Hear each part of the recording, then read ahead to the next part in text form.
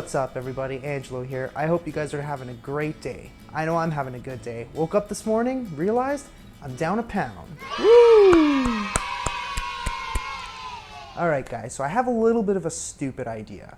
So I know this place, it's actually a church. I'm not going to tell you exactly where it is, but it's really close by to where I live. So as it turns out, this place might actually be run by a cult. I've heard some crazy stories from friends of mine who have been there, know other people who've been there, been involved with these people, so on and so forth. It gets a little crazy, but I'll get back to that later. So I have a little bit of a personal experience with this place, and it gets a little scary. So if you look up on Google Maps, I'm not going to give it away and tell you exactly where it is, but if you look up on Google Maps, it's this tiny little church that's basically gated off and has a cemetery literally right next door to it. To me, it looks like people haven't even been there in years.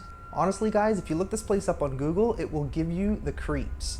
It's literally this little tiny church that looks totally abandoned, that's completely gated off and has a cemetery right next to it.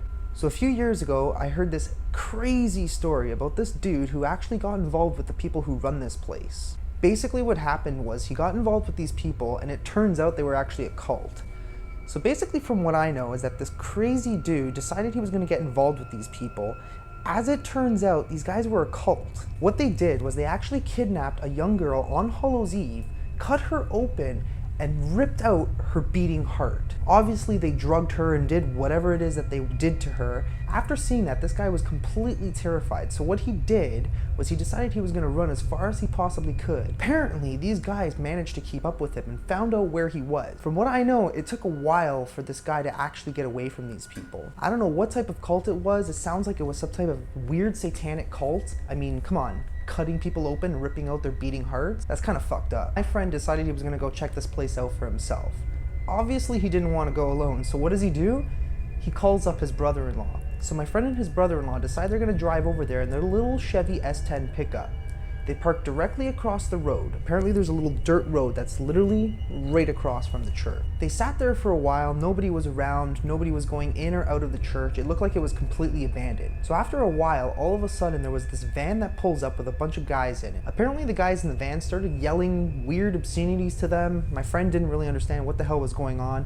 So his first instinct obviously was to get the hell out of there. Now fortunately for my buddy, his vehicle was a lot faster than this van, so he got away pretty quickly. Ever since then, he told me he's never gone back. Alright, here's my personal experience on this place. So one night, me and my girlfriend at the time decided we were just gonna hang out and go for a cruise. We end up in some area with some really big mansions and whatever, and we're just checking them out and saying, hey, that would be a really cool house to own. And you know, me, I'm like, hey, I could build a pool in there, I could do this in there and whatever. So after a while, we start talking about weird stories and ghosts and whatever. I don't know even how we got on this topic. Alright, so after a while we get bored, we start talking about ghosts and spooky stuff.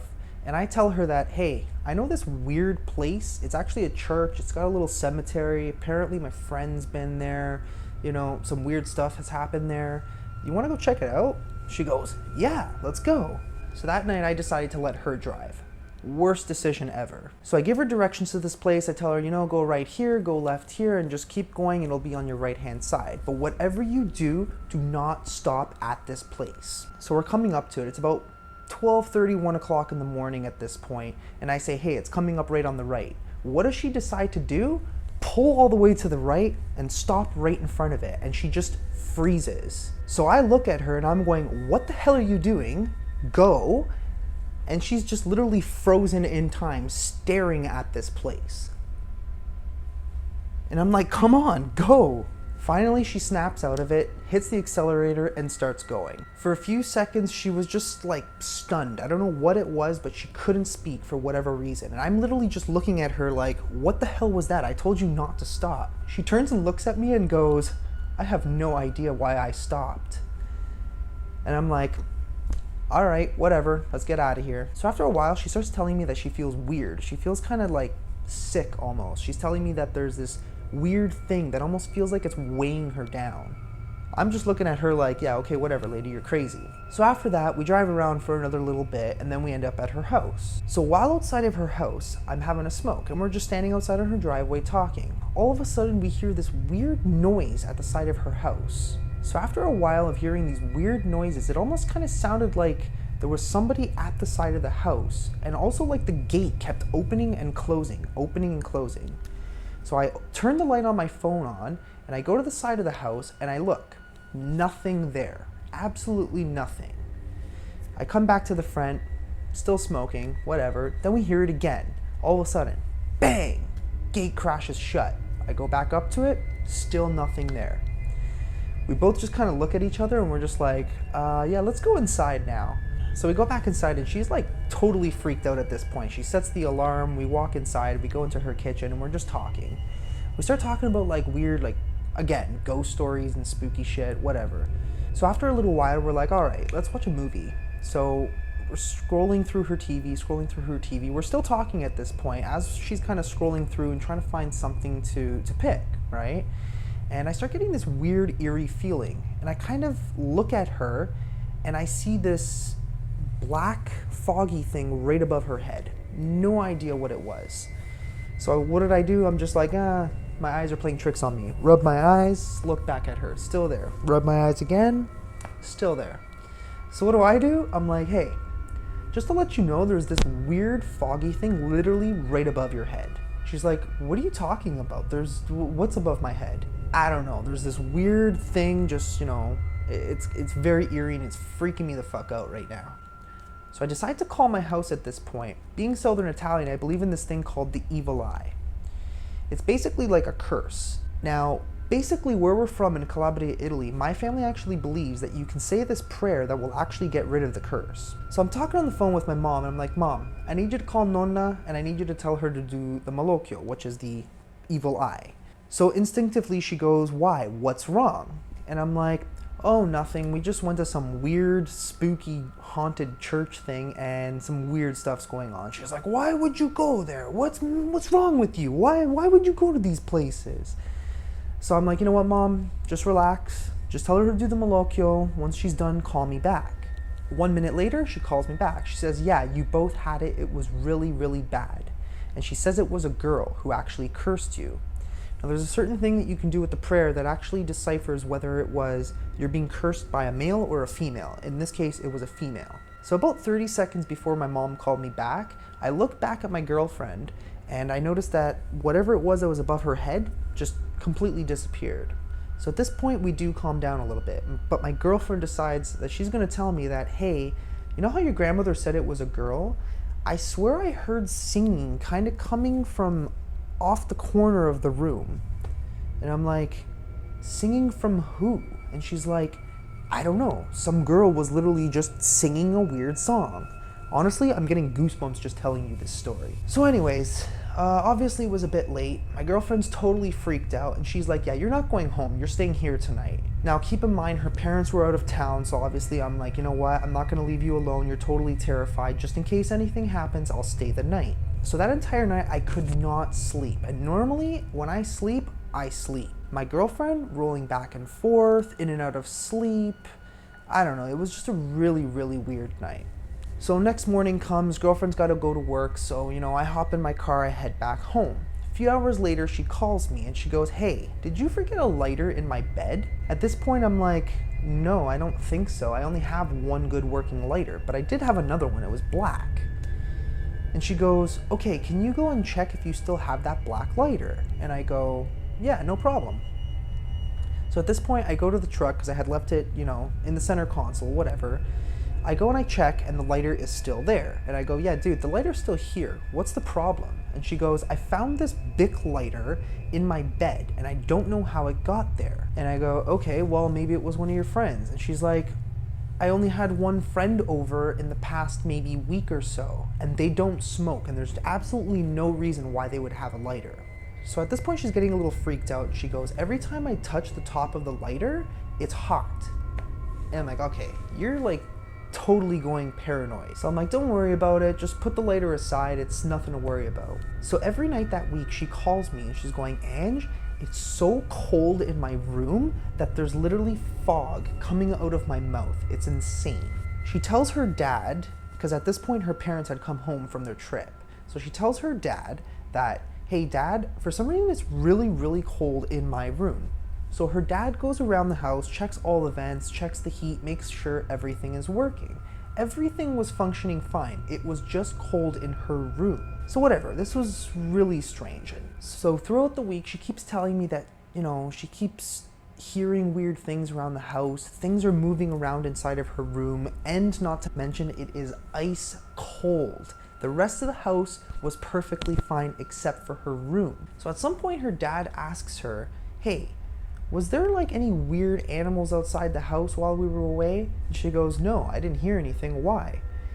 So her dad decides to tell her, there's scratch marks right on the brick of where the window is.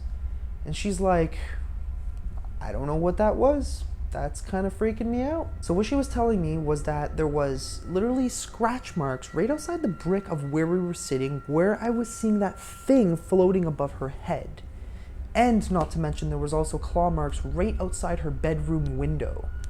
That is insane. I'm getting totally freaked out right now just telling you this story. You have no idea. At some point throughout the week, she decided she was gonna come over one day and she was telling me, oh, I feel really tired and whatever. I'm like, you know what? I got some work to do on the computer. Just take a nap on the couch and you're fine. So she takes a nap, whatever, and she was literally sleeping like this. So she's sleeping on the couch. Finally, I finish my work and I go to wake her up. At this point, she's like totally zoned out and just, I don't know what was wrong with her. So she gets up and I'm telling her, oh man, you slept for a while. It was like almost a good hour. How do you feel? She's like, what are you talking about? I didn't sleep. What do you mean? You were literally asleep on the couch for an hour. She's like, no, I wasn't. I was watching Friends with You the whole time. So this part's kind of funny because I clearly remember that at some point she had fallen asleep on the couch. So I paused whatever was on Netflix and I went on the computer to do some work. And I figured just let her sleep, get some rest. She's obviously tired or sick. And she's literally arguing with me that she didn't fall asleep at all.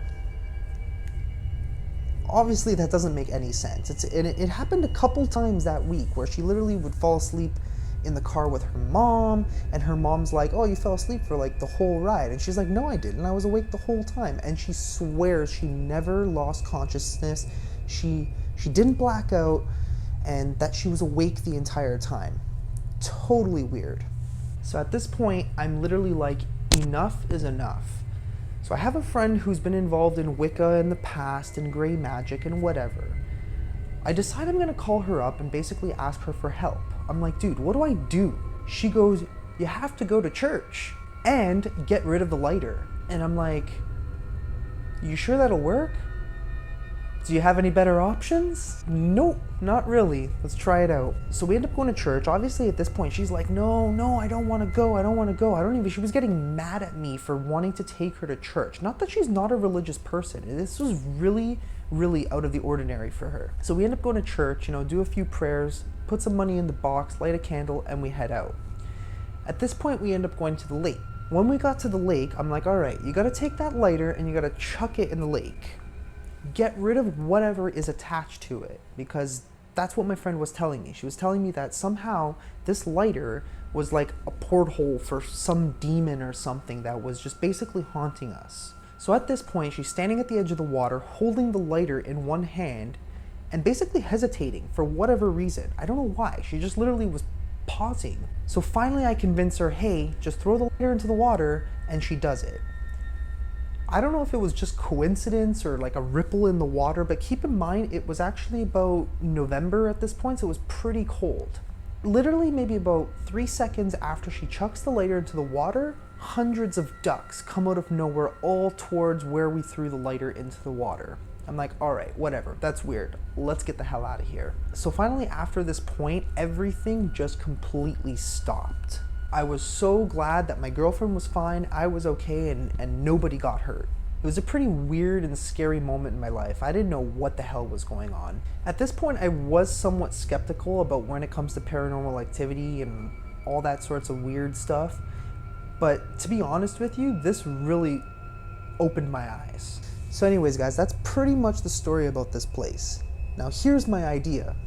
What I want to do is I want to get one really brave person, and we're going to actually go and check this place out. To be honest with you, the closest I've ever gotten to it was the side of the street. And I'm kind of intrigued to actually go into this place just to check it out and see what happens. So you guys with me? I'm totally ready for this. I'm probably gonna shit myself. All right, guys, thanks for watching. This is the end of the video. We will be doing a part 2 when we actually go to this church, and we're gonna get totally freaked out. All right, guys, do me a favor. Hit that like button, smash that subscribe button, and hit the notification bell so that you know when the next video is up.